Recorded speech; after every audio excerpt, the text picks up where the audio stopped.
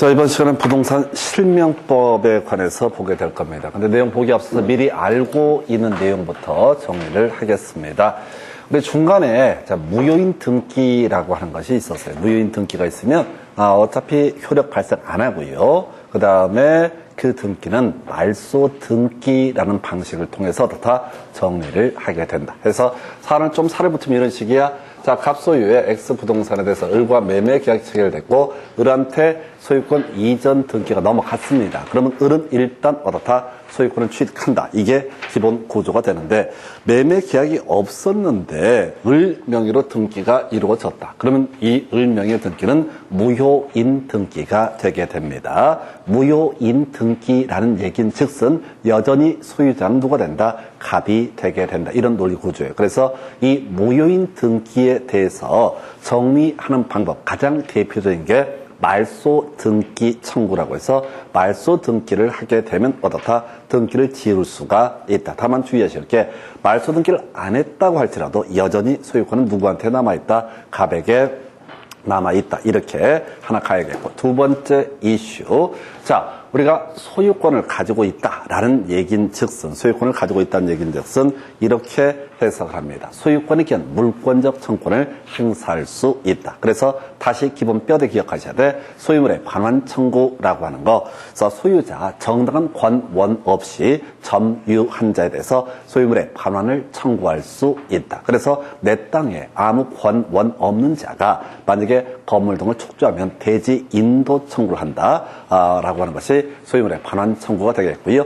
또 하나 방해 배제 청구라고 해서 사용수익 권능에 대한 방해 배제 청구는 두 가지 유형이었었죠. 건물 철거 청구하고 그다음에 또 하나 퇴거 청구라는 개념이 있었다라고 봤습니다. 그래서 건물 철거 청구, 자, 불법으로 건물을 축조한 사람 권한 없이 그 사람의 승계인에 대해서 건물 철거 청구를 할 수가 있다. 이렇게 하나 보게 될 테고, 한편 그 사람의 임차인에 대해서는 퇴거 청구를 할 수 있다. 그리고 앞에서 보신 등기 말소 청구라고 하는 개념 자체가 뭐라고요? 바로 처분 권능에 대한 방해 배제 청구의 한 내용이 되게 된다. 요렇게 기본 뼈대 잡으셔야 돼. 해서 다시요. 자, 기본 틀은 등기 이루어져야지 어떻다? 매수인이 소유권을 취득한다. 근데 원인 없이 등기가 넘어가면 그 등기는 뭐가 되고 무효인 등기가 될 테고, 이때 말소 등기를 청구할 수 있다. 이렇게 논의를 삼게 됩니다. 자, 이제 살을 붙일 게 명의신탁이라고 하는 개념을 설명을 드릴 텐데, 자, 갑이라는 사람이 실제 소유자가 되게 됩니다. 그런데 어떤 이유로 인해서 을에게 등기 명의만 넘겨주고 실소유권은 누구한테? 갑이 보유하기로 한 약정, 이걸 우리가 명의신탁 약정이라고 부르게 됩니다. 시험 보는 테크닉에서 약정은 무조건 무효입니다.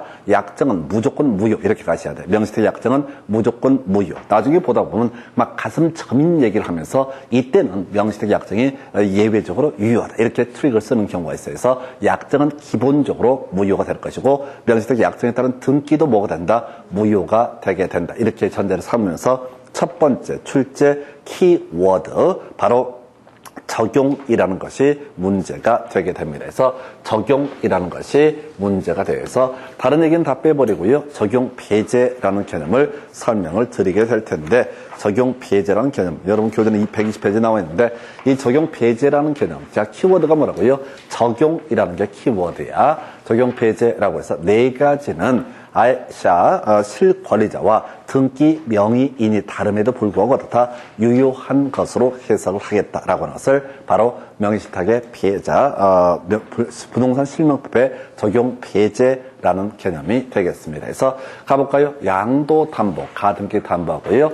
그 다음에 상호 명의신탁, 신탁법상 신탁, 이렇게 네 가지를 묶어서 어떻다? 바로 부동산 실명법을 적용하지 않는다. 이건 뭔 얘기냐면 실권리자와 등기 명의인이 다름에도 불구하고 그 등기를 일정한 이유가 있어서 유효한 것으로 쳐준다. 그래서 이미 하나 본 게 상호 명의신탁이라고 하는 게 있었죠. 등기부에는 공유로 등기를 하되 실질적으로는 단독 소유하는 형태. 그래서 자, 부동산의 위치와 면적을 특정해서 2인 이상이 구분 소유하기로 약정을 하고 나서 자, 공유로 등기를 하게 되는 거, 이걸 뭐라고 부른다? 구분소유적 공유 또는 상호 명의 신탁이라 부른다. 근데 그 등기부도 어떻다? 유효한 등기로 인정한다. 이유는 적용 폐지가 되기 때문에. 해서 방금 앞에서 공부하신 구분소유적 공유라고 하는 것은 실명법의 적용 폐지라고 하는 것이 하나의 이슈. 두 번째, 자, 신탁법상 신탁. 요건 이제 학개론 할 때, 등기법 할 때 곳곳에서 나오죠. 세법 할 때도 튀어나오고요. 자, 신탁이라고 하는 개념. 갑이라는 사람이 X 부동산을 소유하고 있습니다. 수탁자라고 해서 을이라는 사람, 맡아두는 사람을 뭐라고 부른다? 수탁자라고 부르게 됩니다.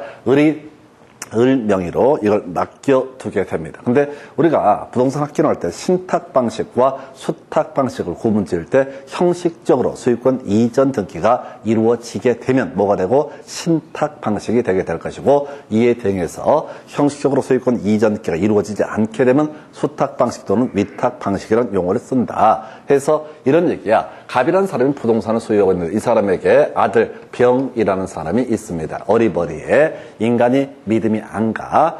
이 양반 갑이 사망하게 되면 보나마나 1년에 다 털어먹을 게 많이 보여. 그래 믿음이 안 갔을 때 바로 신탁회사 수탁자한테 등기를 넘겨버립니다. 등기를 넘겨버리고, 그리고 이 수탁자가 뭐 관리할 수도 있고 처분할 수도 있고 분양할 수도 있고 등등등 해서 일정한 이익을 누구한테? 바로 지금 이제 위탁자인 갑 또는 수익자라고 하는 병한테 그 이익을 배분해 주는 법률 관계를 뭐라고 한다? 신탁이라고 부르게 됩니다. 자, 신탁이라고 하는 거, 신탁 할 때는 항상 형식이 뭐라고요? 갑에서 을로 소유권 이전 등기가 이루어지게 되고, 여기다가 플러스 신탁이다라는 취지를 등기를 하게 됩니다. 그러면 형식적으로 누가 수탁자가 소유권을 가지고 있는 것처럼 보이지만 실질적인 소유자는 누구로 인정하는 거? 바로 신탁자로 위탁자로 인정하는 것을 뭐라고 한다? 신탁이라 부른다. 그래서 다시 실소유자는 누가 되고? 갑이 되고, 등기상 명예는 누가 다? 을이 되는 관계. 이걸 신탁이라고 부르게 된다고요. 이것도 실권리자와 등기 명예이 다름에도 불구하고 실명법에 적용 배제가 되기 때문에, 자,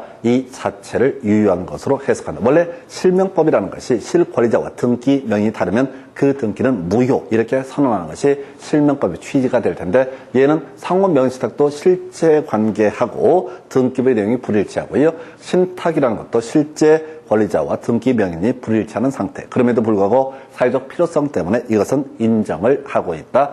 양도담보, 가등기 담보 얘기하려면 저당권 얘기부터 해봐야 되죠. 자, 갑소유 X 부동산에 대해서 이걸 갑이 X 부동산을 담보로 해서 을에게 돈을 빌리고 을에게 저당권을 설정을 해주게 됩니다. 그러면 이제 을이라는 사람은 뭘 할 수 있다? 이 갑이 채무를 변제하지 않게 되면 경매 청구를 해서 이 자신의 채권을 보전받을 수 있다. 팔아서 채권을 회수할 수 있다. 이게 저당권이라는 개념.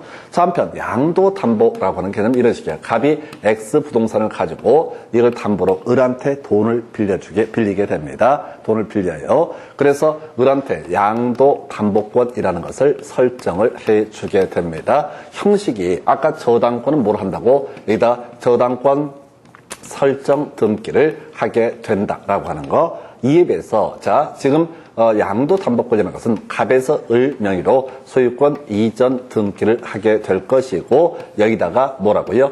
양도담보의 취지다라는 것을 등기를 하게 됩니다. 자, 그러면 등기 명의는 누구로 넘어갔어? 을로 넘어갔어. 그럼에도 불구하고, 자, 실제 소유자는 누구로 보는 거? 갑으로 보는 관계. 이걸 양도담보라고 부르게 됩니다. 양도담보권이 설정되게 되면 나중에 이 채무자, 갑이 채무를 변제하지 않게 되면 을이라는 사람은 이 부동산의 가격하고 자신이 받을 돈의 차익을 청산금으로 누구한테 지급하고? 갑에게 지급하고 소유권 자체를 먹어버리는 제도를 뭐라고 그런다? 바로 이것을 양도담보라고 부르게 됩니다. 자, 가등기 담보 볼까요? 갑이 X 부동산을 소유하고 있는데 이걸 담보로 해서 을한테 자, 돈을 빌립니다. 그리고 이때 아까 저당권을 설정하는 것도 하나의 방법이 될 수 있겠고 양도담보권을 설정하는 것도 하나의 방법이 될 수가 있는데, 여기다가 담보 가등기를 설정해서 이 사람한테 가등기 담보권이라는 것을 부여할 수도 있습니다. 형식은요, 을 명의로 어떻다? 등기가 이루어지게 된다. 자, 그래서 이 담보 가등기의 권리자 을이라는 사람이 이름으로 일정한 등기가 되어 있는데 이 등기와 무관하게 실소유자는 누구로 본다? 갑으로 해석을 하게 된다. 그래서 이 담보 가등기권을 가지고 있는 을이라는 사람은 이 갑이라는 사람의 채무를 변제하지 않게 되면은 경우의 수가 두 가지야. 양도 담보권처럼 자 아예 그 청산금을 지급하고 소유권을 아예 먹을 수도 있는 것이고요.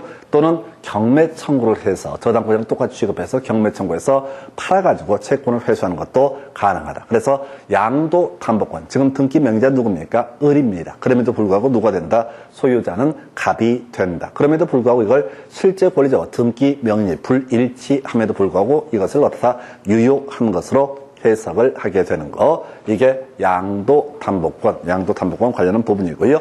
또 하나 가등기 담보권, 약간 요건 논리 구조가 특이한데 아까 가등기 담보권을 가지고 있는 사람은 나중에 뭘 할 수 있다? 청산금 지급하고 소유권을 취득할 수 있다. 양도 담보권은 뭐라고요? 청산금 지급하고 소유권을 취득할 수 있다. 이게 양도 담보의 소유권 이전 등기와 양도 담보의 등기라고 하는 것이 이런 의미를 가지고 있고 담보 가등기와 역시 그 취지 똑같은 내용으로 봐서 경우에 따라서 누가 담보 가등기 권리자가 소유권 자체를 먹을 수도 있는 제도임에도 불구하고 실권리자와 등기 명인이 약간 모순된다.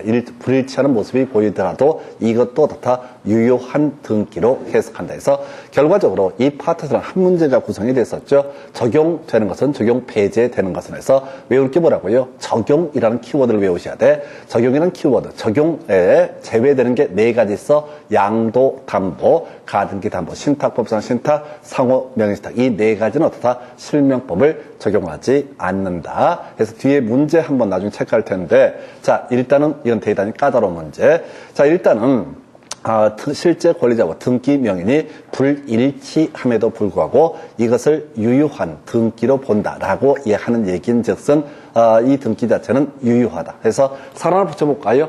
자, 나중에 이제 법률행위 얘기할 때 유효한 법률행위가 있다라고 했을 때 이게 유효한 법률행위가 되게 되면은 이게 뭐를 할 수 있냐면 나중에 자 해제라든가 해지의 문제가 발생하게 된다. 해서 해제는 매매 계약이나 교환 계약처럼 일시적 계약에서 일반 당사자의 귀책 사유 등이 있을 때 소급해서 법적 효력을 소멸시키는 것을 해제라고 부르게 되죠. 매매 계약을 체결하는데 매도인이 매수인 대금 다 지급했는데 등기를 넘겨주지 않는다. 그러면 그때 해제할 수 있다. 또는 거꾸로 매수인이 자 지금 등기를 넘겨받고 대금을 지급하지 않으면 매도인은 뭘 할 수 있다? 해제할 수 있다. 요건 이제 일시적 계약이고요. 해지라고 하는 것이 이슈가 되는데 자 유효한 임대차가 있습니다. 임대차가 완벽하게 성립이 됐어요. 그런데 예를 들어서 임차인 차임을 지급하지 않거나 또는 일정한 요소가 있으면 설령 일반 당사자의 귀책 사유가 없다 할지라도 장래돼서 그 법적 효력을 소멸시키는 걸 뭐라고 한다? 해지라고 부르게 됩니다.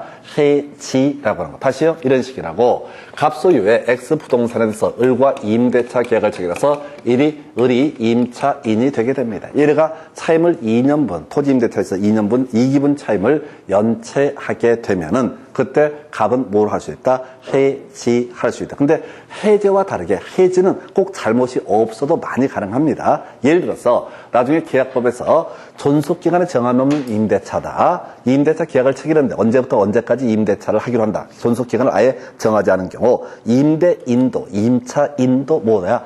해지할 수 있다. 이건 잘못이 없잖아. 누구의 잘못이 아니야. 그런데 해지할 수 있다. 그래서 해지라고 하는 것은 개념 자체가 누가 잘못을 꼭 해야만이 해지를 하는 게 아니라 법률 규정에 따라서 어떻다 유효한 법률 행위에 대해서 장래에 대해서 그 효력을 소멸시키는 것을 뭐라고 한다? 해지. 다시 갑시다. 지금 실명법 적용 배제가 된다라는 얘기인즉슨 어떻다? 유효하다. 유효한 것은 장래에 대해서 이 효력을 소멸시키게 되는 걸 뭐라고 한다? 해지라고 부르게 됩니다. 뒤에서 무효인 명의신탁을 몇 개 볼 텐데 무효인 명의신탁에서는 무효에서는 해지의 문제가 발생하지 않습니다. 다시요. 어떤 법률 행위 등이 유효하다라고 했을 때 상례에 대해서 그 효력을 소멸시키는 개념을 뭐라고 한다? 해지라고 부른다. 그래서 유효했을 때만 무슨 문제? 해지의 문제가 발생하고 무효일 때는 어떻다? 애초에 효력이 발생하지 않기 때문에 해지의 문제가 발생할 여지가 없다. 이렇게 정리를 하게 됩니다. 그래서 지금 보면은 만약에 명의신탁자라고 하는 사람 해지를 원인으로 소유권 이전기 선고할 수 있다라고 해서 다시 이거 제일 어려운 건데 유효했을 때만 무슨 문제? 해지의 문제가 발생을 하게 된다. 유효했을 때만 해지의 문제. 따라서 뒤에서 설명들을 삼자간 명의신탁, 계약 명의신탁, 양자간 등기 명의신탁 구체적으로 볼 텐데 다 무효이기 때문에 해지의 문제가 발생하지 않습니다. 그래서 다시 갑시다. 자, 적용이라는 키워드가 나오면 네 가지가 나와야 돼. 적용이라는 키워드가 나오면 네 가지 배제하는 거 바로 양도담보, 가등기담보, 신탁법상 신탁, 상호 명의신탁은 실명법의 적용이 배제가 되게 된다. 적용이 키워드가 뭐라고요? 그 네 개를 외우는 건 금방 몇 번 한번 따라보면 외울 수 있어. 근데 문제를 풀어가려면 적용이라는 키워드, 적용이라고 하는 거 네 가지면 어떻다? 적용 배제가 된다. 그럼 나머지 모르면 다 어떻다? 적용이 되게 된다. 이렇게 가시는 겁니다. 이게 첫 번째, 제일 까다로운 부분. 이게 이제 앞에서 우리 상호명의신탁 한번 공부하셨잖아요. 등기법 보면 신탁법상 신탁 공부할 테고 뒤에서 우리 물권법 제일 뒤에 파트에서 양도담보, 가등기담보를 공부를 하시게 될 겁니다. 그때 가서 또 비교해서 설명을 드릴 거예요. 그래서 다시 제일 어려운 건 유효했으면 어떻다? 해지할 수 있다. 유효했을 때만 어떻다? 해지할 수 있다. 이렇게 유효했을 때만 뭘 할 수 있다고요? 해지. 무효이면 해지의 문제가 발생하지 않는다. 일단 갈 테고. 자, 그 다음에 이제 8년 동안 한 문제 구성됐나요? 바로 부부간의 명의신탁이라고 하는 거. 이건 이 법을 적용합니까? 적용 배제합니까? 부부간의 명의신탁은 이 법을 적용합니까? 적용 배제가 됩니까? 가 봐봐. 몇 초 지나지 않았는데 또 새로워. 막 고민을 해. 이 법을 적용 배제했던 게 양도담보, 가등기담보, 신탁법상 신탁, 상호 명의신탁은 이 법의 적용을 배제한다. 그래서 적용을 배제한다는 얘기는 실권이죠. 등기 명인이 불일치함에도 불구하고 어떻다? 유효한 등기로 보겠다라고 쳤고요. 이제 다시 질문 드립니다. 부부간의 명의신탁이라는 것은 이 법을 적용합니까? 안 합니까?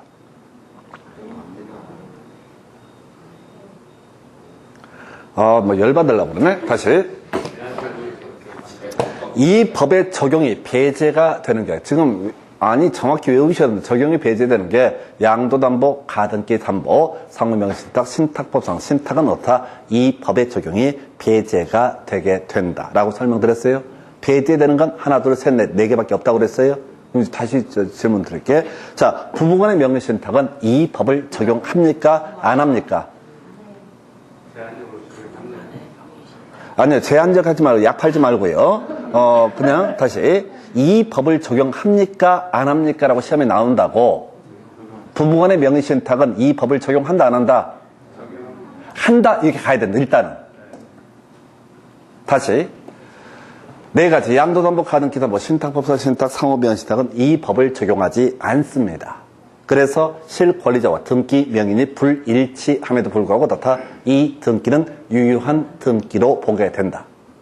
적용 배제가 되면 4개밖에 없다고 전제를 깔았어요? 지금 미리 제가 전제를 깔았다고. 이게 재미삼아 만든 게 아니라고. 적용 배제가 된다고 일단 4개만 설명을 드렸다고. 나머지는 다 적용합니다. 부부간의 명의신탁, 이 법 적용합니까?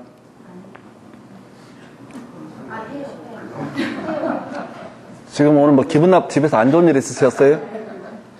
같이 한번 죽어보자. 안 그래도 아침에 올 때 그냥 열받는 게 있었는데, 너도 한번 죽어봐라. 이런 취지로. 다시, 부부간의 명의신탁은 이 법을 적용합니다. 그죠? 부부간의 명의신탁, 적용 배제 4개 외우시라고. 4개를 제외한 나머지는 다 이 법을 적용한다고요. 그 얘기인 즉슨, 실권리자와 등기 명인이 다르게 되면 이 등기는 뭐로 봐야 된다? 무효로 봐야 된다. 이게 원칙이라고요.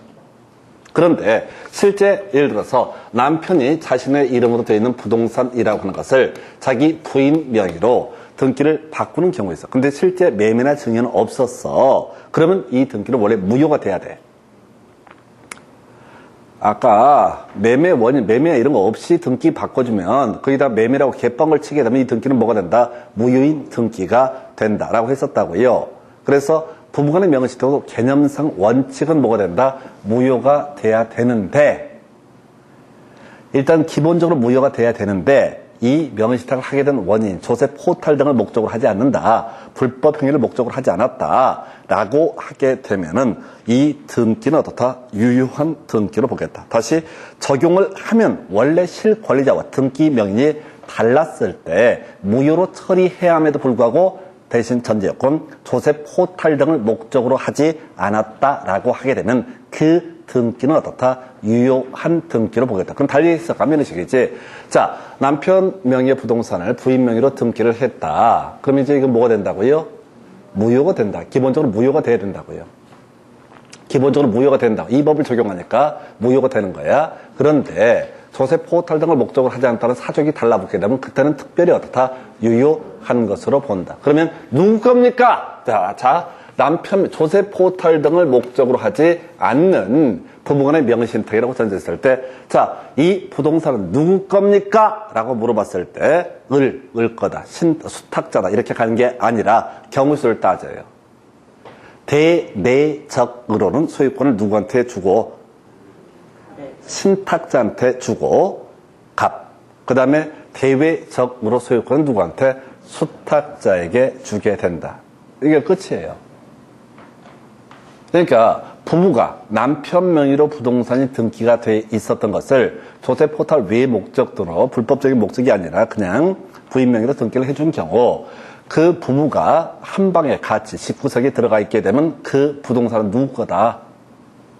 신탁자, 갚게 되는 거고, 밖으로 이제 아파트에서, 주택에서 기어 나와서 밖을 그 부동산을 보러 가면은 누가 물어봐, 저 부동산 소유자 누굽니까? 라고 했을 때 누가 손을 들어야 돼? 수탁자가 손을 들어야 된다. 이런 논리 구조라고요.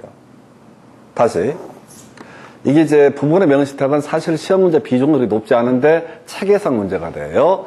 자, 부부간의 명의신탁도 이 법에 부동산 실명법을 적용을 합니다. 그래서 기본적으로 무효로 봐야 됩니다. 근데 현실적으로 많이 이루어지고 있고, 그 무효로 처리했을 때 사회적 혼란이 있기 때문에 우리 법원 판례에서는 이렇게 해석한다고요. 자, 조세 포탈 등을 목적으로 하지 않는 부부간의 명의신탁은 특별히 어떻다? 유효한 것으로 인정을 하겠다. 그러면 소유자가 수탁자가 된다는 얘기냐라고 이렇게 하니까, 아니 이건 좀 사안이 복잡해서 그런데 대내적 소유권은 누구한테? 신탁자에게 있고, 대외적 소유권은 누구한테? 수탁자에게 있다. 그래서 만약에 그 부동산, 땅이라고 쳤을 때 부부가 오늘 그 문제의 땅을 보러 갑니다. 해서 집구석에서 세수하고 뭐 등 씻고 있을 때 갑자기 물어봐. 근데 그 부동산 누구 거야? 라고 남편이 물어보면 그때는 뭐라고 얘기해야 된다? 당신 거다, 남편 거다 이렇게 얘기를 해줘야 되고, 이제 기어 나왔어. 차 타고 이제 부동산을, 토지를 딱 보러 가. 근데 자, 지나가는 사람이, 근데 저 부동산의 소유자는 누굽니까? 했을 때 집구석에 기어 나왔는 남편이 내 거요, 이제를 하면 안 된다. 대외적 소유권은 누구한테 있다? 바로, 자, 이것은 지금 누구한테? 바로 수탁자에게 있다. 해서 대내적 소유권 누구한테? 신탁자. 대외적 소유권 누구한테? 수탁자에서 방구석에 있을 때하고 집구석 나왔을 때 그 차이를 알고 가셔야 됩니다. 그래서 요 정도라고 하는 거. 일단은 자, 조세 포탈 등을 목적으로 하지 않는 부부간의 명의신탁은 아까 이 법을 적용하긴 하는데 특별히 유효로 봤어요. 그러면 이거 뭐 할 수 있다? 해지할 수 있겠죠? 해지할 수 있겠죠? 다시, 유효였을 때만 뭐를 할 수 있다? 해지할 수 있고, 무효면 애초에 법적 효력이 발생하지 않기 때문에 해지의 문제는 발생할 여지가 있다, 없다? 없다라고 이렇게 가게 됩니다. 그래서 자, 이게 제일 까다로워. 뒤쪽은 오히려 심플해요. 심플하고 좋아요. 그런데 이게 조금 까다롭습니다. 다시 정리하겠습니다. 부동산 실명법이라고 하는 것은 실권리자와 등기 명인이 달라지게 됐을 때 그 등기를 무효로 처리해버리는 것을 이름하여 뭐라고 한다? 부동산 실명법의 기본 취지입니다. 그런데 우리 부동산 실명법에서는 사회적 필요성 때문에 양도 담보, 가등기 담보, 상호 명의 신탁, 신탁법상 신탁에 대해서는 실권리자와 무효와 등기 명인이 다름에도 불구하고 유효한 것으로 인정을 하겠다라고 해서 키워드 4개를 외우는 건 별개 문제로 적용이라는 게 시험용으로 포인트야. 적용이 되냐 안 되냐 그럴 때는 4가지 양도담보, 가등기담보, 상호명예신탁, 신탁법상, 신탁이라고 하는 거 해서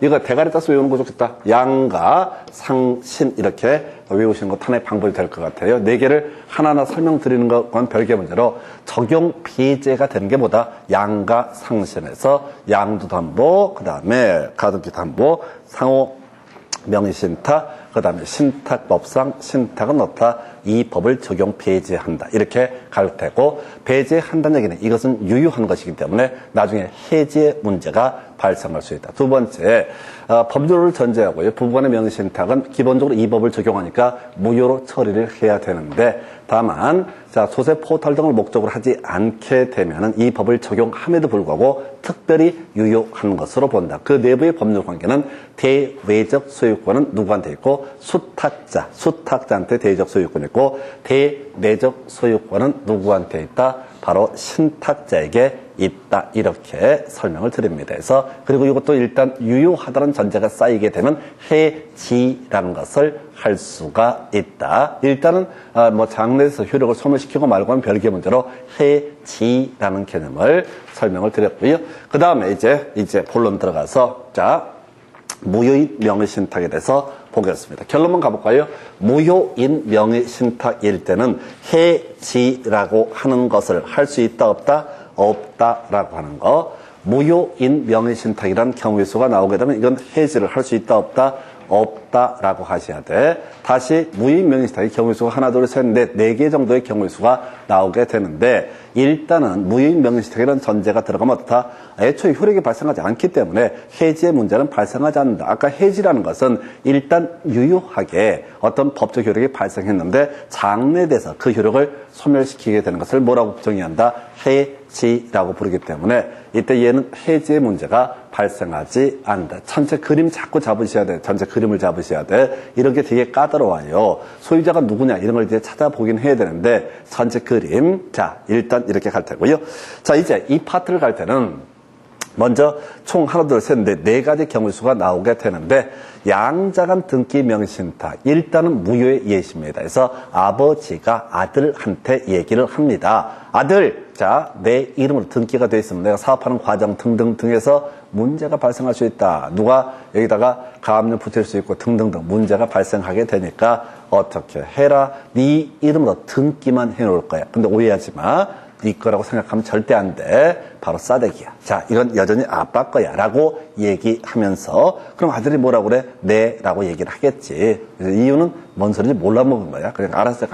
듣기 싫으니까. 하여튼 꼰대가 뭐라고 멘트 하는 순간부터는 듣기가 싫잖아. 그럼 어떻게 해? 네. 그래서 일단 얘기를 하는 거지. 그래서 아들 명의로 등기가 됐다. 그것도 뭐가 된다? 무효가 되게 된다. 그래서 요건 거의 이슈 안 돼. 부동산의 물권자로 등기된 실권리자가 신탁자를 얘기합니다. 대내적으로 자신이 물권을 보유하되 대외적으로는 수탁자 타인의 명의로 하는 등기.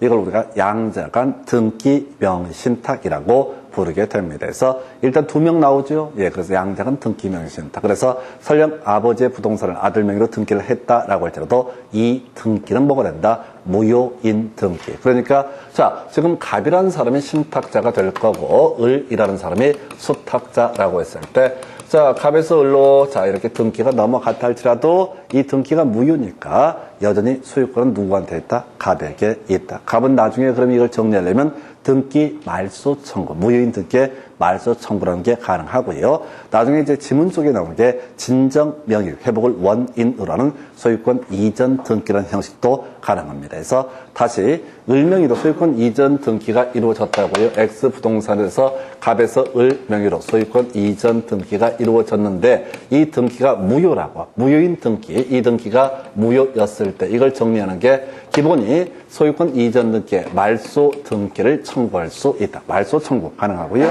또 하나가 진정 명의, 진정한 소유자가 누구냐, 진정한 명의자가 누구냐라고 해서 진정 명의 회복을 원인으로 하는 소유권 이전 등기. 듣고 버리실 거야? 이런 얘기는 몇 번 듣다 보면 나중에 등기법 할 때 자연스럽게 이해를 하실 수 있습니다. 그래서 이건 거의 안 나와요. 어찌됐든 양자간 등기 명의신탁에서 자, 이거 해지할 수 있다, 없다? 없다. 무효이기 때문에 해지의 문제가 발생하지 않는다. 이렇게 할 테고, 이제 3자간 등기 명의신탁에 대해서 살펴보겠습니다. 자, 그래서 3자간 등기 명의신탁. 먼저, 자, 3명이 필드에 등장해야 돼. 조금 이따 공부하게 될 계약 명의신탁과 3자간 등기 명의신탁의 본질적인 차이는 현장에 3명이 주인공으로 등장하게 되면 뭐가 된다? 3자간 등기 명의신탁. 자, 이제 살 붙이겠습니다. 자, 이제 매도인이 나오게 됩니다. 항상 3자간 등기 명의신탁, 계약 명의신탁에서는 매도인이 나와요. 결론만 얘기하겠습니다. 매도인이 명의신탁 약정에 있다는 사실을 알게 되면 이때는 소유자가 누가 된다? 매도인이 되게 된다. 매도인이 모르면 어떻다? 수탁자가 소유자가 된다 해서 안다. 알면 누가? 알면 매도인이 소유자가 되고 모르면 어떻다? 수탁자가 소유자가 된다 해서 무식하게 외우셔야 돼. 무조건 이 문제를 갈 때는 사안을 분석을 하면 안 돼. 알면 누가? 매도인이 소유자가 되게 되고 모르면 어떻다? 수탁자가 소유자가 된다. 총 3가지 경우서를 분석을 할 텐데 알면 매도인, 모르면 수탁자.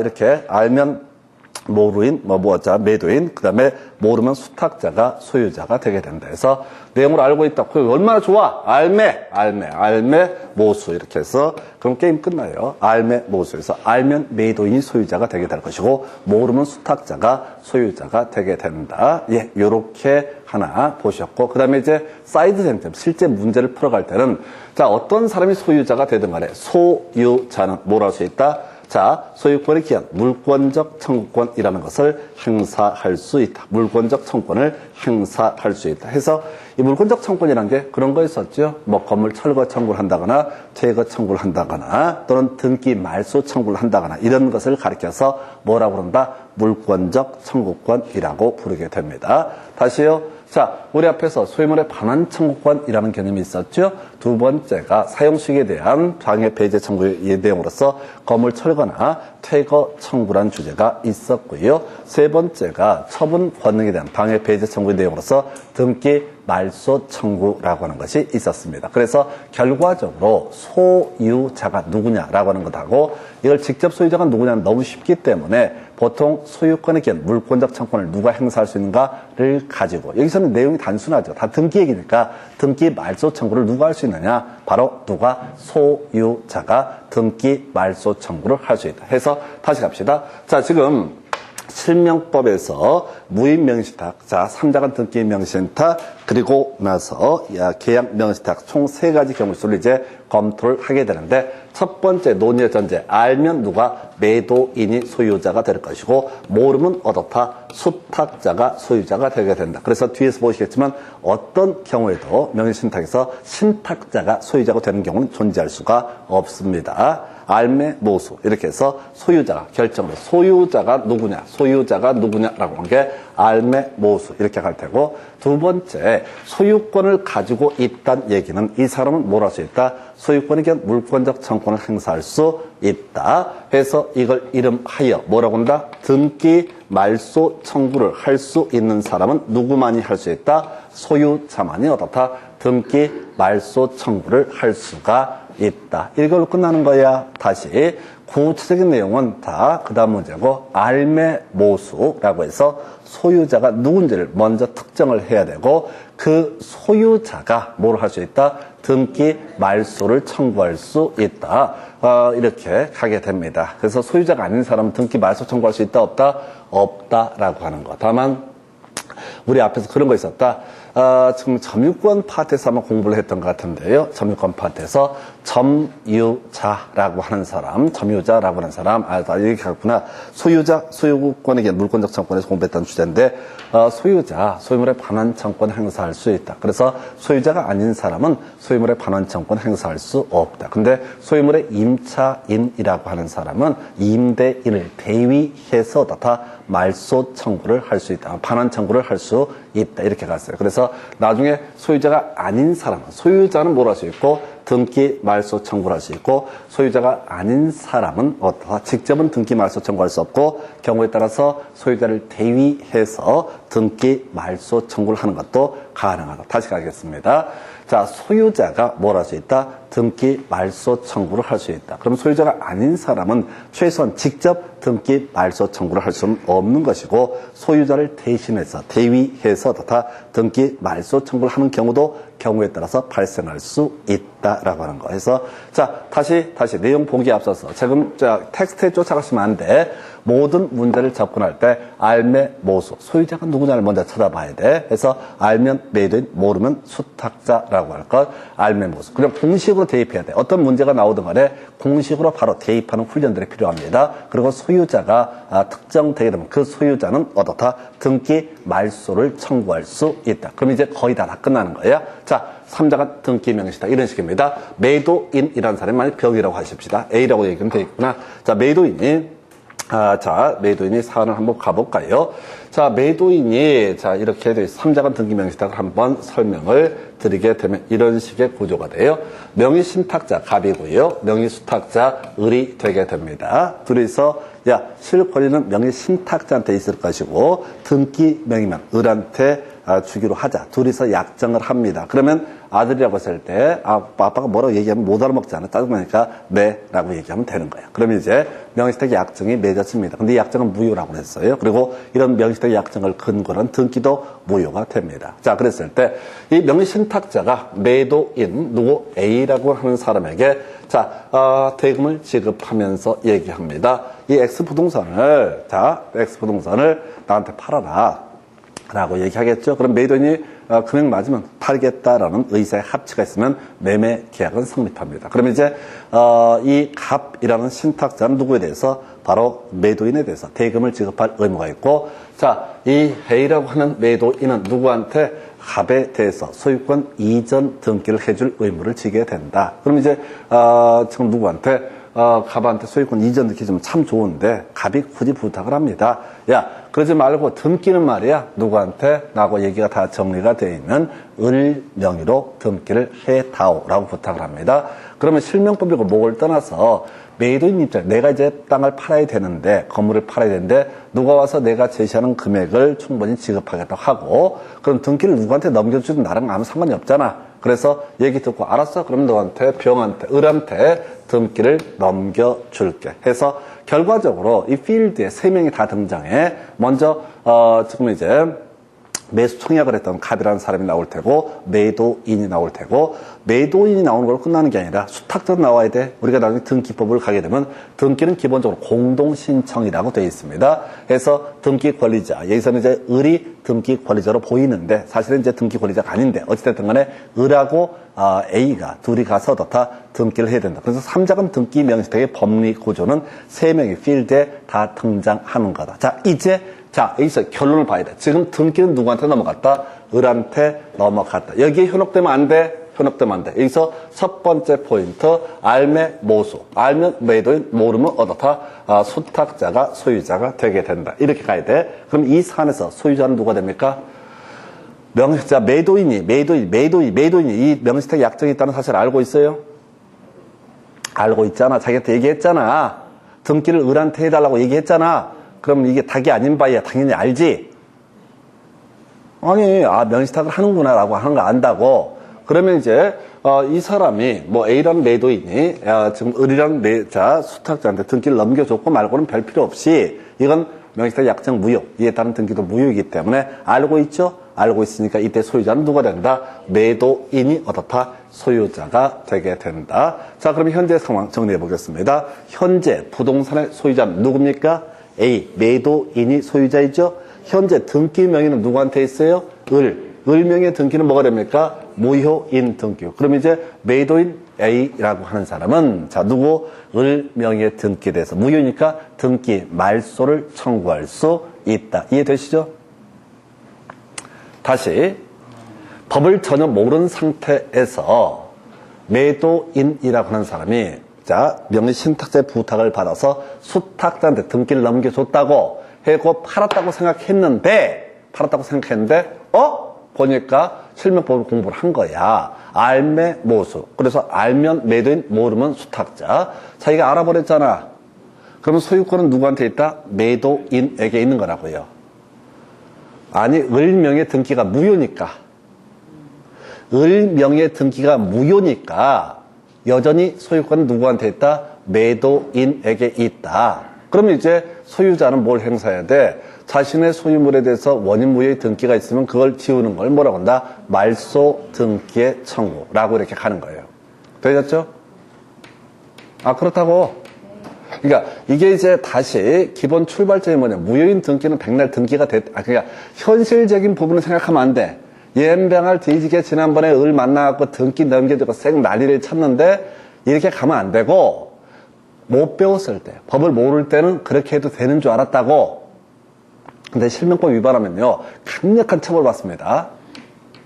행정형벌이 어마무시해요. 뭐 2억, 뭐 이런 금액도 벌금도 때려 맞을 수 있고, 하여튼 구체적인 내용 몰라. 하여튼 아주 엄청난 처벌을 받아. 어찌됐든 간에, 지금 이제 제 3자 입장에서 많이 배운 내가 설명을 해주는 거야. 예를 들어서, 아니, 예전에 못 배웠던 A가 이렇게 했었다고.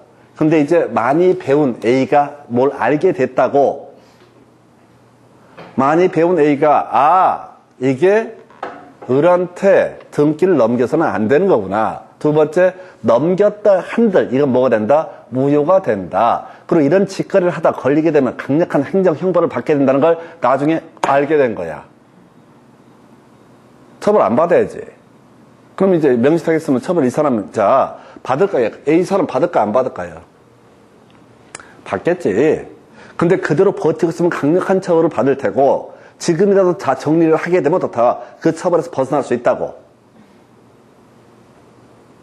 그것 때문에 이 매도인 A 입장에서는 일단은 이 사람은 지금 을한테 등기 넘겨줬지만은 사실은 A라고 하는 매도인 누구한테 등기를 넘겨줄 의무가 있어요? 갑한테 등기를 넘겨줄 의무가 있는 거야. 돈을 누구한테 받았으니까, 갑한테 받았으니까 갑한테 넘겨줄 의무가 있다고. 넘겨주고 싶은데 지가 지금 등기가 없다고 찾아보니까 을명일에 등기가 돼 있어. 그러면 을명일에서 등기 말소를 얻었다. 자, 청구할 수 있다. 이렇게 가는 거예요. 다시. 자, 신탁자하고 매도인 A 사이에 매매계약이 체결됐습니다. 그럼 매도인은 여전히 누구한테? 바로 매수인, 그러니까 신탁자한테 소유권 이전기를 넘겨줄 의무가 있다고. 그런데 신탁자가 내가 매도인이 법 잘 모르는 걸 이용을 해갖고 수탁자는 넘기라고 그랬다고. 넘겼더니만 보니까 아직도 자기는 뭘 해야 돼? 바로 신탁자한테 소유권 이전기를 해줄 의무가 있다고. 소유권 이전기를 안 하면 어떻게 돼요? 나중에 보겠지만 갑이 해지할 수 있어요. 다시 돈은 받아 쳐놓고 누구한테? 매수인 등기를 안 넘겨주면 매수인은 뭐라고요? 대금 지급하는 입장에서는 매도인의 채무 불이행을 이유로 계약 해제할 수 있고, 계약 해제하게 되면 무슨 문제? 손해배상도 청구를 할 수 있다고. 누가? 갑이 A한테. 그러니까 매도인이 개 짜증나는 거야. 이 새끼가 신탁자가 을한테 등기 넘겨달라고 했거든. 넘겨줬어. 근데 갑자기 어느 날 문득 얘가 뭐라고 해? 왜 등기 안 넘기냐라고 얘기해. 야, 이 새끼 네가 지난번에 쟤한테 주라고 그랬잖아 라고 했을 때, 아니 그건 그거고 왜 등기 안 넘기냐. 등기 안 넘기면 뭘 하겠다? 해제하고 손해배상을 청구하겠다라고 치고 나온다고요. 법률의 무죄는 보호받을 가치가 없는 거야. 나쁜 사람이 어디 있어요? 멍청한 사람이 제일 나쁘지.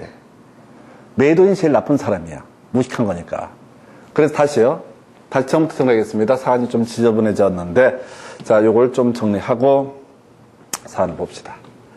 자, 지금 매도인 A가 있고요. 자, 신탁자 갑이 있습니다. 수탁자 을이 있습니다. 매도인, 신탁자 갑이 매도인한테 대금을 지급했습니다. 그런데 이 사람은 어떻다? 이전 등기를 해줄 의무를 지죠. 대금 받아놓고 이전 등기를 해주지 않게 되면 갑은 채무 불이행을 원인으로 계약 해지할 수 있고, 갑은 매도인 A에 대해서 손해배상도 청구할 수 있다. 이게 기본 법률 관계야. 나머지는 다 부차적인 얘기고. 근데 그거와는 별개의 문제로 이 갑이 부탁을 하니까 을한테 어떻다? 소유권 이전기를 해줬다. 그러면 이 등기는 뭐가 된다? 을명의 등기는 무효가 되게 된다. 왜? 자, 이 사안을 정리하면 소유자는 누가 된다고요? 바로 알매모수. 알았으면 누가? 매도인이 소유자가 될 테고, 몰랐으면 어떻다? 수탁자가 소유자가 되게 된다. 이렇게 갑니다. 그래서 결국 이 갑이라는 사람은 여전히 누구한테 A라는 사람은 갑에 대해서 신탁자한테 소유권 이전 등기를 해줄 의무를 지는데 지금 병명으로 등기가 넘어가 있으니까 방법이 없잖아요. 이거 지워야 됩니다. 그래서 바로 수탁자를 상대로 등기 말소를 청구할 수 있다라고 할까. 그 다음에 이제 신탁자 입장에서는 뭐라고요? 소유권 이전 등기를 청구할 수 있다. 당연히 매매대금 지급했으니까 현재 소유자가 누구니까 바로 매도인이 소유자니까 당연히 어떻다? 신탁자 입장에서는 매도인을 상대로 소유권 이전을 청구할 수 있고, 안 하면 이제 계약 해지하고 손해배상을 청구할 수도 있는 그런 법률 관계죠. 그리고 나서, 자, 명의수탁자에게 가볼까요? 을이라는 사람은 등기 명의는 가지고 있지만은 전혀 실제 권리는 없습니다. 근데 을이 이걸 병한테 팔아버렸다라고, 하게 되면 어떻다? 병은 제3자는 선의 악의를 불문하고 무조건 소유권을 취득한다 해서, 자, 3개 외우셨습니다. 첫 번째, 알매모수, 알면 매도인, 모르면 수탁자. 두 번째 이슈가 될 게, 지금 약정은 무조건 무효. 약정. 지문 속에서 약정 나오면 무조건 무효라고 할 것. 세 번째 이슈가 될 게 뭐냐면 제3자는 무조건 소유권을 취득한다. 이렇게 가십니다. 제3자는 어떻다? 무조건 소유권을 취득을 한다 해서 이게 3자 간 등기 명의신탁이라고 할까? 요렇게 가시고요. 이제 계약 명의신탁. 자, 계약 명의신탁은 논리 구조가 2명만 등장을 해야 되겠죠? 계약이라는 것은, 자, 청약자와 그다음에 승낙자 두 사람의 의사의 합치에 따라서 계약이 성립하게 되는 것을 뭐라고 한다? 법령으로서 효력이 발생하는 것을 계약이라고 부르게 됩니다. 그래서 계약 명의신탁은 논리 구조가 2명만 등장을 해야 돼. 실제 필드에 2명만 등장을 해야 된다고. 배경에는 세 번째 사람이 있을 수 있지만 2명만 등장한다. 그래서 이게 3자 간 등기 명의신탁이냐 계약 명의신탁을 따져 물을 때는 항상 필드에 계약 현장에 등기소에 등등등 갔을 때 2명 등장하면 뭐가 되고 계약 명의신탁이고, 그 다음에 3명이 등장하면 어떻다? 3자 간 등기 명의신탁. 그래서 계약 명의신탁 이런 식이죠. 자, 갑이라고 하는 사람이 신탁자가 됩니다. 그리고 이 사람이 대금을 누구한테? 을에게 대금을 지급을 하게 됩니다. 대금을 지급하면서 약정을 합니다. 이 수탁자한테, 야, 네가 가서 저 부동산을 사라 라고, A 소유의 X 부동산을 사라 라고 이렇게 시킵니다. 그래서 이제 을이라는 수탁자가 누구를 만나? A를 만나게 됩니다. 그래서 자, 을이 얘기하기를, 야, 너 나한테 부동산 팔아라 라고 이렇게 얘기를 합니다. 그럼 이제 대금을 지급하겠죠. 자, 을이 누구한테? 갑에 대해서 대금을 지급을 하게 될 테고, 그 다음에 A는 누구한테? 을한테 등기를 넘겨주게 되겠죠. 그러면 을은 어떻다? 소유권을 취득한다. 이렇게 단순하게 가는 게 아니라 다시 알매모수라는 개념으로 가는 거야. 만약에 매도인이 알았다라고 한다면 이때는 소유자가 누가 된다? 매도인이 될 것이고, 매도인이 몰랐다라고 한다면 어떻다? 이때는 수탁자가 소유자가 된다 해서 먼저 경우에서, 자, 이걸 이름하여 계약 명의신탁. 실제 현장 뒤에 배경에는 신탁자가 있지만 실제 현장에 누구만 있어? 수탁자와 매도인만 존재하게 됩니다. 자, 그래서 이때 소유자가 누구냐라고 하는 것을 따져 묻게 되면 경우수를 따져봐야 돼. 매도인이 알았으면은 뭐가 된다? 매도인이 소유자가 될 것이고, 매도인이 몰랐으면 어떻다? 수탁자가 소유자가 되게 된다. 해서 자, 안 경우 가지고 악인 경우 가지고 분석을 해 보겠습니다. 자, 일단은 이건 사례형 문제로 구성되는데 아까 제가 설명드릴 때, 자, 3가지 공식 알매모수.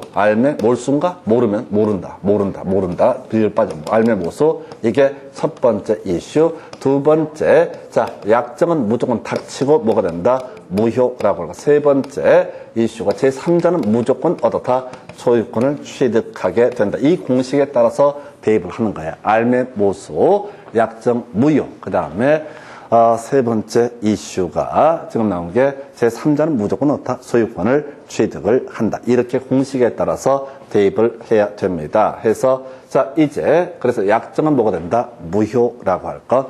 두 번째, 소유자가 누구야? 자, 매도인이 알았다라고 한다면 여전히 소유권은 누구한테 있다? 매도인에게 있다라고 해서 자, 3자가 계약 명의신탁에서 매도인이 악의인 경우, 알고 있는 경우 소유자는 누가 된다? 매도인이 된다. 그럼 이제 법률 관계를 한번 정리를 해볼까요? 이런 경우가 이렇게 되겠죠.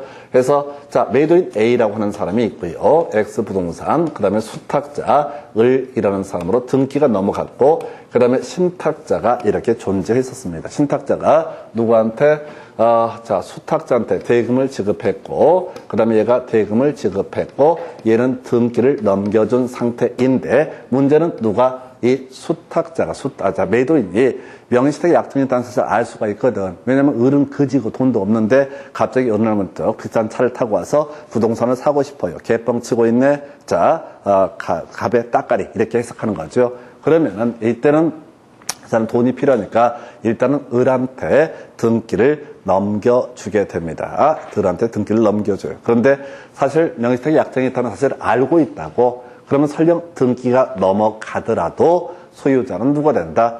매도인이 소유자가 되게 된다. 알고 있으니까 매도인 소유자. 그러면 이제 을 명의의 등기는 뭐가 됩니까? 무효인 등기. 그러면 이제 을 명의의 등기에 대해서 소유권 이전 등기, 말소 등기를 어떻다 청구할 수 있다. 지금 소유자 누구예요? 소유자 매도인이니까 당연히 말소 등기 청구할 수 있고요. 대신 받았던 돈이 있지 않습니까? 부당이 되겠죠? 그러면 다시 어떻다? 수탁자에게 이걸 넘겨줘야 된다. 이게 이제 기본적인 법률 관계가 되겠습니다. 자, 그래서 자, 순서를 한 번만 더 정리해 보고 갈게요. 자, 계약 명의신탁. 자, 신탁자가 누구한테? 수탁자한테 대금을 지급하면서 지시를 합니다. 네 이름으로 등기만 가지고 있고 실제 소유자는 나야. 이렇게 기억해 외워둬라고 이렇게 왔어요. 그래서 수탁자가 사주를 받아서 매도인한테 가서 당신의 부동산을 사겠습니다. 대금 얼마를 지급합니다. 그래서 매도인은 내용 알면서도 지금 당장 돈이 필요하니까 어떻게 한다? 바로 수탁자에게 이전 등기를 해주게 됩니다. 근데 알매 모수 법칙에 따르게 되면은 여전히 매도인이 어떻다? 소유자가 되게 된다. 그래서 매도인 소유자가 되기 때문에 자, 매도인 소유자가 되게 될 것이고, 자, 그러면 이제 이 등기, 을명의 등기, 수탁자 명의 등기는 무효니까 말소 등기를 청구하되, 자기가 받았던 돈을 어떻다? 다 토해내야 된다라고 하는 거. 그리고 이때 중간에 약정 무효라고 하는 거. 그리고 병의과 을이제, 병이란 제3자에게 그 중간에 말소 등기 청구하기 전에 팔아버리게 되면 자, 병은 무조건 어떻다? 소유권을 취득을 하게 된다라고 하는 거. 제3자는 무조건 어떻다? 소유권을 취득을 하게 된다라고 하는 거. 요렇게 개념을 보겠고요. 자, 계약 명의신탁에서 매도인 선인 경우를 살펴보도록 하겠습니다. 다시 스토리. 자, 신탁자가 있습니다. 신탁자가 누구에게? 자, 바로 명의신탁 약정을 하면서 자, 그리고 또 하나 대금이라고 하는 것을 누구한테? 수탁자 을에게 지급을 하게 됩니다. 수탁자가 매도인 A를 만나서 X 부동산을 매수를 하게 됩니다. 자, 그런데 매도인이라고 하는 사람은 뭐야? 이게 명의신탁 약정이 있는지 없는지 알 수가 없는 상태가 되게 됩니다. 그래서 돈 주니까 어떻다고요? 등기 넘겨주었습니다. 돈 주니까 어떻다? 등기를 넘겨준 상태가 되게 된다. 자, 그러면은 이때는 소유자, 이 사람이 몰랐으니까 어떻다? 소유자가 누가 된다? 수탁자가 소유자가 되게 된다. 수탁자가 소유자가 되는 거예요. 그러면 매도인은 이제 아무 상관없어. 그냥 어차피 소유권 넘겼으니까 빠지게 될 것이고 나머지 법률관계 이렇게 정리를 하게 되죠. 그래서 일단은 계약 명의신탁에서 매도인 선이인 경우, 모르는 경우를 선이라고 부르죠. 그래서 일단은 어느 쪽이 됐든 약정은 무조건 뭐가 된다? 무효라고 할 것. 자, 약정은 무조건 무효. 그래서 소유자는 자, 당연히 누가? 명의 수탁자가 소유자가 되게 된다. 소유자는 누가? 명의 수탁자. 자, 그래서 명의 수탁자는 다시 한번 정리해 볼까요? 갑한테 대금 받고 약정하고, 명의신탁 약정하고, 을과 명의신탁 약정을 하고, 자, 대금 받았습니다. 그리고 A를 만나서 대금 지급하고 등기를 넘겨받아서 현재 이 아이가 모르니까 이건 누가? 수탁자가 소유자가 되게 됩니다. 대신 수탁자가 소유권을 갖는 건 별개의 문제로 이 수탁자는 누구한테? 갑한테 원인 없이 돈 받았던 게 있죠? 원인 없이 돈 받았잖아요. 부동산의 소유권을 갑에게 귀속되면 별 문제가 안 되는데 소유권이 을에게 귀속되기 때문에 원인 없이 돈을 받았다고. 그러면 이 부분에 대해서 부당이득. 명의수탁자, 지금 이제 자, 다시 매도인이 선인 경우로서 명의수탁자가 소유권을 갖게 되는 건 별개의 문제로 수탁자는 신탁자에게 그 매매 대금을 어떻다 반환해야 된다. 이게 이제 부당이득 반환의 법리가 되게 됩니다. 그 외에 나머지는 별로 문제가 안 되는 게, 만약 을이 소유권을 취득하잖아요. 그러면 갑한테 소유권 넘겨주는 거 가능합니까? 불가능합니까? 을이 지금 소유권을 취득했다고 얘기했다고요. 갑한테 소유권 넘겨줄 수 있어요? 없어요? 있어요. 자, 병이란 아무 상관없는 사람한테 팔아먹을 수 있다 없다? 팔아먹을 수 있다. 뭐 증여할 수 있다 없다? 증여할 수 있다. 뭔 얘기냐면은 매도인이 선인 명의신탁에서 수탁자가 소유자가 되기 때문에 수탁자는 마음대로 할 수 있는 거야. 누구한테? 갑한테 돈 대신에 뭘 줘도 상관없다. 부동산을 줘도 상관없다. 다만 주의하실 게 돈 대신에 부동산을 줄 의무가 있는 건 아니에요. 을이 받았다는 것은 뭐니까? 대금을 받은 것이지 부동산을 받은 게 아니기 때문에 갑에게 부동산으로 반환할 의무는 없어. 근데 쥐가 필요하면 돈 주는 대신에 그냥 부동산 넘길 수도 있게 되는 거거든요. 그래서 이게 자 바로 계약 명시에서 매도인이 선인 경우. 그래서 이게 좀 까다로운 게요. 자, 이게 주로 이 매도인 선의 얘기는 법원 경매 얘기가 나오게 됩니다. 자, 시험 지문에 경매란 말만 나오면 매도인 누가 되는 겁니까? 법원이 매도인이 되는 거죠. 경매 물건을 낙찰받으라고 신탁자가 수탁자에게 돈을 지급을 했다. 이렇게 뜨게 되면은 법원에서는 이 명의신탁이 약정이 있다는 사실을 알 수 있어요? 없어요? 없다고. 법원이 뭐 생각을 어떻게 해? 아무 생각이 없잖아, 법원은. 아니, 자연인이 아니잖아. 생각을 할 수 없는 기구라고. 그러니까 경매라는 얘기만 나오면 무조건 소유자가 누가 된다? 수탁자가 소유자다. 이렇게 바로 치고 들어가야 돼. 지문을 나중에 문제 보다 보면 뭐 구질구질한 얘기를 막 해. 읽어보면 죽어요. 너무 힘들어서. 그저 경매 뜨게 되면 무조건 누가? 수탁자가 소유자. 경매에서 매도인은 누가 된다고요? 법원이라는 기구가 되기 때문에 법원은 자연인도 아니고 등등등 알 수가 없어. 그래서 경매라는 말만 나오면 어떻다? 수탁자가 소유자가 되게 된다. 이렇게 그림을 잡아주실 거예요. 여기까지가 바로 부동산 실명법. 다음 시간에 이제 지문 문제 가지고 설명드릴 텐데 가장 간단한 몇 개만 체크하고 마치겠습니다. 그래서 먼저 제일 첫 번째 키워드 적용이라는 키워드가 나올 수가 있겠다 해서 적용 배제라는 개념, 아까 양가상신 이렇게 외우자고 그랬었죠. 그래서 양가상신은 어떻다? 이 법을 적용하지 않는다. 그래서 실권리자와 등기명인이 불일체도 이 등기는 유효한 등기로 보고 유효하기 때문에 소위 해지라고 하는 것을 할 수가 있다. 해지라는 것을 할 수가 있다. 한편 부부간의 명의신탁은 기본적으로 무효가 돼야 돼. 이 법을 적용하기 때문에 무효가 돼야 되는데 조세 포탈 등을 목적으로 하지 않는 부부간의 명의신탁이라고 하는 것은 어떻다? 예외적으로 유효한 것으로 해석한다. 그럼 소유자가 누구냐 했을 때 부부가 한 방에 있을 때는 신탁자가 소유자가 될 것이다. 근데 그 토지를 보러 갑니다. 그럼 이때는 누가? 수탁자가 소유자가 되게 된다. 이렇게 가는 거라고. 그러니까 이런 식이야. 지금 이제 부부가 한 방에 있는데 그중에 새끼가 와서 근데 저 부동산의 소유권은 누구 것인가요? 그럼 이제 아빠 거야 이렇게 얘기해야 되고, 밖에 나가서 가족이 땅 보러 갔어. 그러면 이제 아들이 또 물어보겠지. 근데 아까 내가 얼핏 잘못 들어서 기억이 안 나는데 이 부동산의 소유권 누구 건가요? 라고 얘기하면 그때는 엄마께 돼야 된다고. 대내적 소유권이라고 하는 거. 자, 대내적 소유권은 누구한테? 신탁자, 대외적 소유권은 수탁자 이렇게 봤었고요.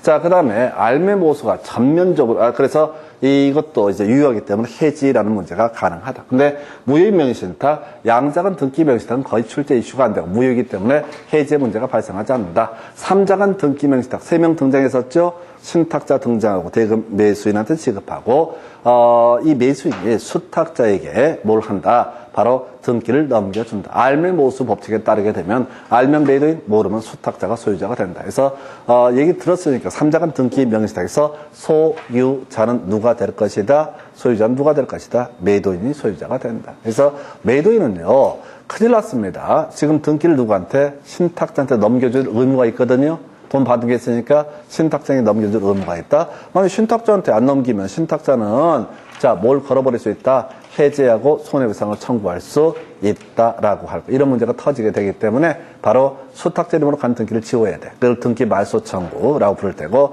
등기가 말소가 되면 다시 받은 돈이 있으니까 신탁자에게 소유권 이전 등기를 해줄 의무를 지게 된다 해서 이런 게 있었고, 계약 명의신탁, 수탁자가 탈레 혼자 와서 네 부동산을 사고 싶어 이렇게 반말투로 얘기를 합니다. 그랬을 때, 자, 이거 매수인이 등기를 수탁자한테 넘겨주게 됩니다. 그런데 자, 매도인이 이걸 알고 있다. 신탁 사실을 미리 알고 있었다라고 한다면 알매 모수 법칙에 따라서 알았으니까 매도인이 소유자가 될 것이고, 몰랐으면 어떻다? 수탁자가 소유자가 된다 해서, 자, 악이었을 때는 결국은 매도인이 소유자. 매도인은 지금 자, 원인 무효의 자, 자기 물건인데 등기가 수탁자한테 넘어갔으니까 돌려달라고 말소 청구할 수 있고요. 대신 그냥은 안 되고 받았던 돈은 어떻다?